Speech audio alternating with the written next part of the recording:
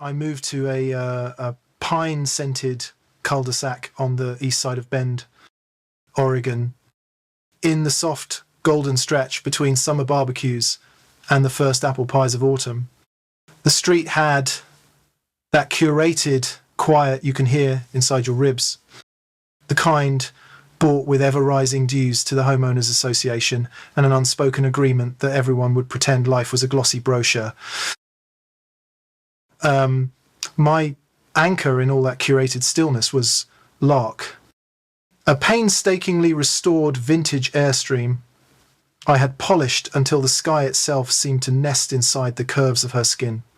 Lark was my therapy room, my mobile coffee bar, my favourite chapter of my second act after leaving a burnout job. She did not blare music. She did not hog street space. And I parked her exactly where the Homeowners Association handbook allowed. Wheels chocked and level as a yoga breath. I brewed small batch espresso for neighbours on weekend mornings and donated every other Saturday to the community college across town, where students traded stories for cappuccinos and a little hope. From the moment Karen, our Homeowners Association president, spotted Lark, her smile went winter bare.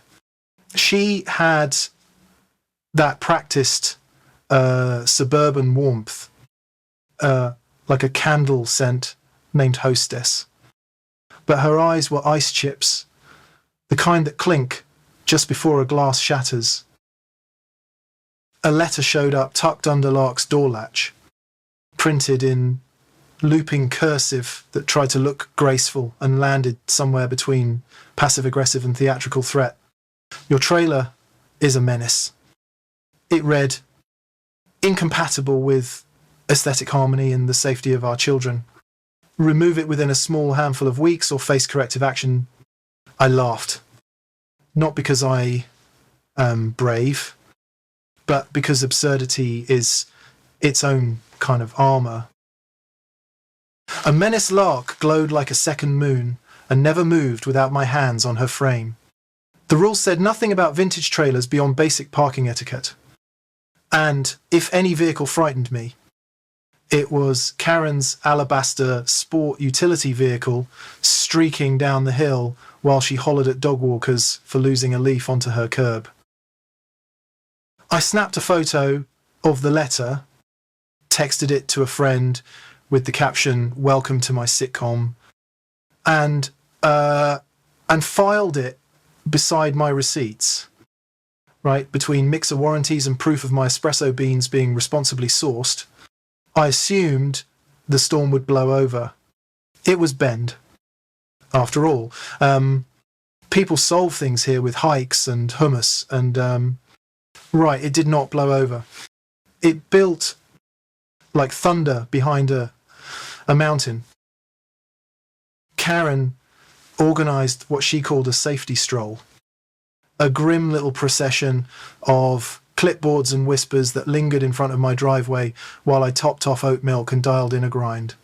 She paced the length of Lark and back again with a tape measure, like a general and a seamstress had swapped souls, then pinned an orange tag to my mailbox that flapped in the breeze like a public shaming banner.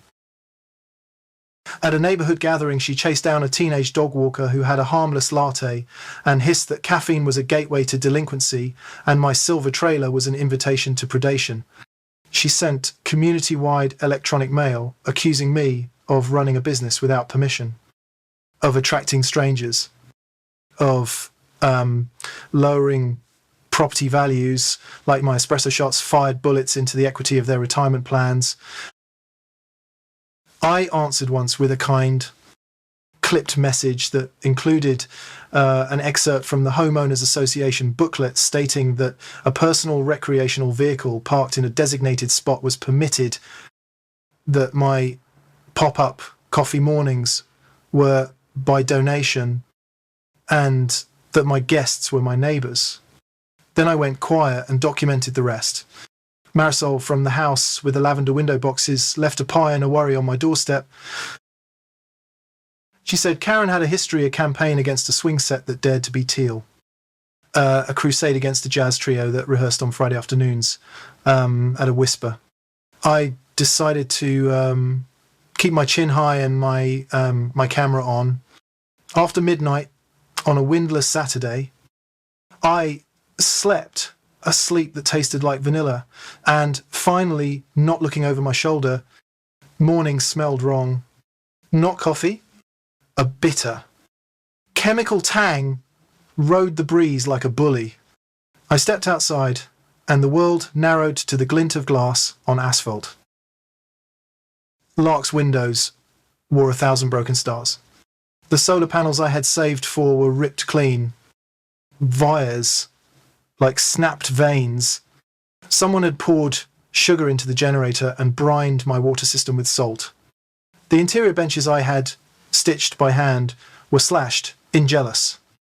Jagged lines that spelt nothing except I hate joy. A trail of paint thinner crawled down Lark's flank, and a hammer print dented her side with the shape of someone's contempt. My chest went quiet. Grief can be silent like that. It does not always scream. It can stand in a driveway with both hands hanging useless and watch a dream spit smoke in the daylight. If there is any mercy in a disaster, it is the part where you find your spine again. I had installed a tiny camera in the hollow of the wooden chickadee screwed onto my porch post. Mostly because a friend who restores classic boats told me that you do not leave art unguarded just because it has wheels. I made coffee with trembling hands. Sat at my kitchen table and opened the feed. There she was, crisp as a winter sunrise, Karen, wrapped in a floral robe that made her look like an off-brand hydrangea, gardening gloves on, carrying a rubber mallet with the casual comfort of someone who had been waiting her whole life to swing it. With her was a heavy-set man from the lawn crew she favoured for every contract, hauling a toolkit and a face set to mean the audio caught Karen's voice, sharp as a blade. This is community protection. She declared the words, so righteous they curdled the air. She barked orders, critiqued his aim, laughed when sugar clinked into my generator like hail, and crowed that ought to dry up their little coffee cult. She called me a parasite. She called Lark a lure for the unwashed. She said if the board would not act, she would... The mallet rose and fell. The man's face, to his credit, looked unsure at points, but he kept going. I hit pause when my hand started shaking hard enough to tap the tabletop like rain. Then I pressed play again and watched until the pair scuttled into the dark like raccoons who believed they'd just paid a tax. I called the police and filed a report. Then I called Ava Santos, a lawyer my cousin had recommended once with a sentence that those who get bullied should never go alone into a maze. Ava met me that afternoon, tall and precise, with a braided bun and a look that said, the law is not a suggestion. We backed up the footage, printed stills, and compiled a neat booklet of Karen's electronic mail blasts, the orange violation tags, the Homeowners Association handbook excerpts and statements from Marisol and from Hector across the street, who had seen Karen's white sport utility vehicle creep by just before the vandalism, idling like a vulture waiting for something to die. The Homeowners Association board, all sugary apologies and spin, sent me an unsigned note full of words like unfortunate and misunderstanding, and we will review. Karen sent a blistering blast to everyone with an address. The subject line screaming about public hazards and negligent coffee dealers. In it, she said she had begged me to remove the trailer and I had defied her. She claimed children were drawn to shiny objects and would be lured under wheels, that my presence threatened peace, that my beans were illicit and my barista apron a wolf pelt. When an officer knocked at her door, she played martyr and messiah in one. I prevented a tragedy. She announced, chest lifted with a performance grin. The officer did not applause. He asked for her hands and the mallet. He listed charges in a voice as even as a ruler. Karen stared past him, at me on the sidewalk, as if her hatred could bruise skin without touching it. We went to court on a morning that smelled like old paper and the lemon cleaner that lives in hallways where strangers wait. The judge was a man with kind eyebrows and the posture of someone who has seen foolishness parade as righteousness and gotten tired of the costume. Karen arrived in pressed linen and a clipped bob so crisp it could slice a tomato. A clipboard hugged to her ribs like a shield. She had no attorney, just a clutch of photos of Lark parked perfectly legally and a stack of printed guidelines with lines highlighted in neon where nothing applied. She opened with a speech about neighbourhood safety, about trailers being magnets for loiterers and thieves, about the sanctity of childhood and the fragility of home values. She spoke the words home values as if they were a baby bird cupped inside both hands and I was a cat. Ava listened without blinking, then stood and let the footage do what righteous anger cannot. Frame by frame, the chickadee camera unspooled Karen's crusade in all its ugly conviction. The mallet gleamed. The sugar hissed. The paint thinner poured. Karen's voice filled the room. That crisp declaration about coffee cults and parasites and lures and...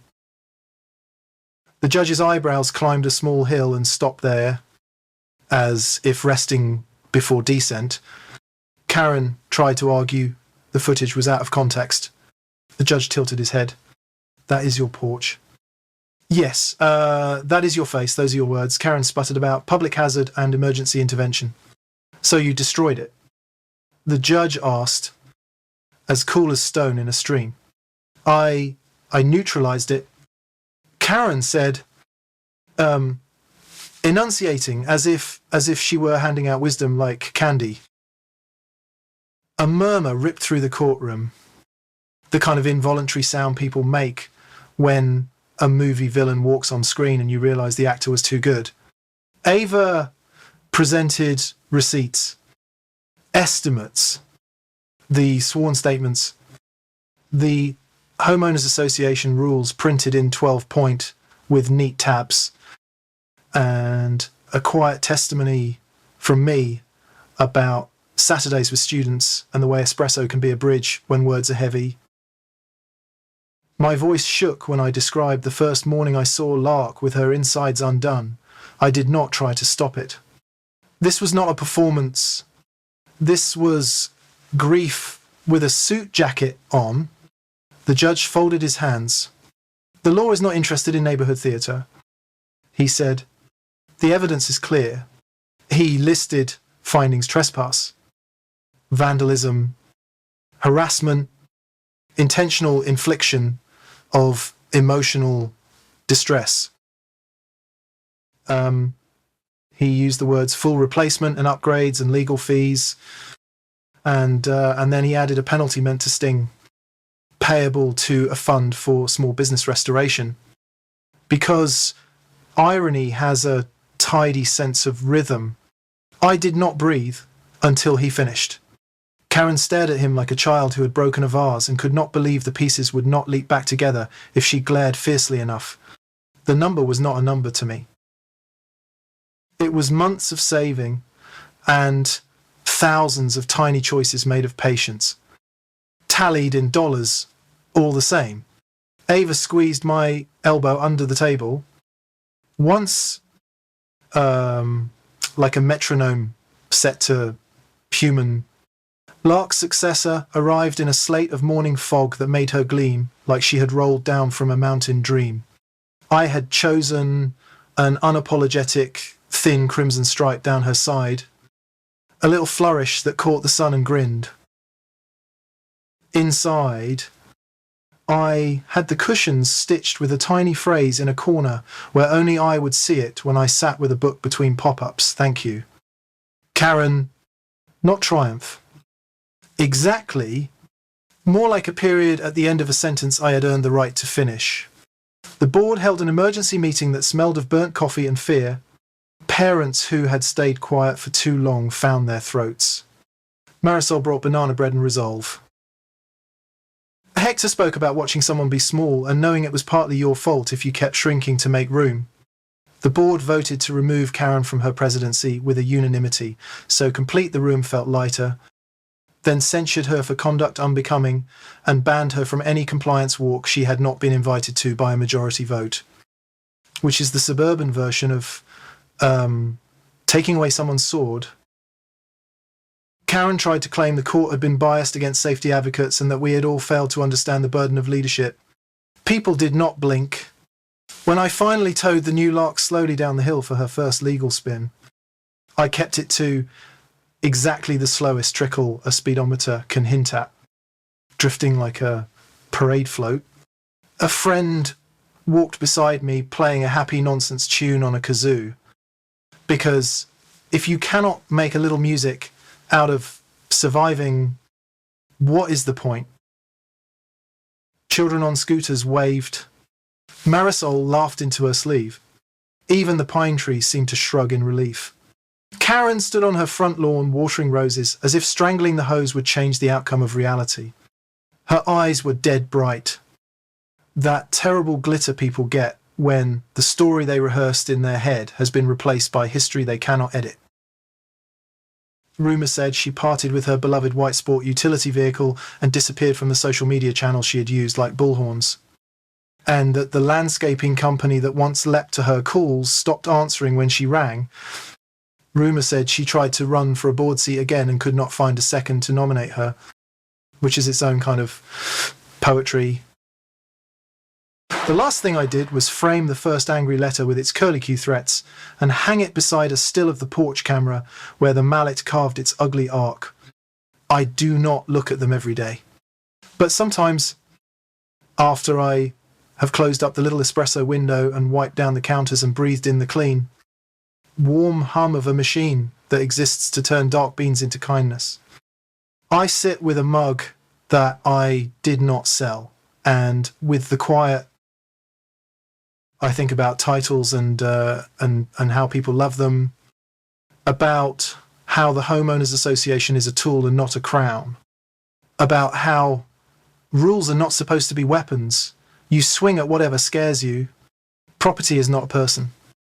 But the dreams you pour into it have faces, and they look like you.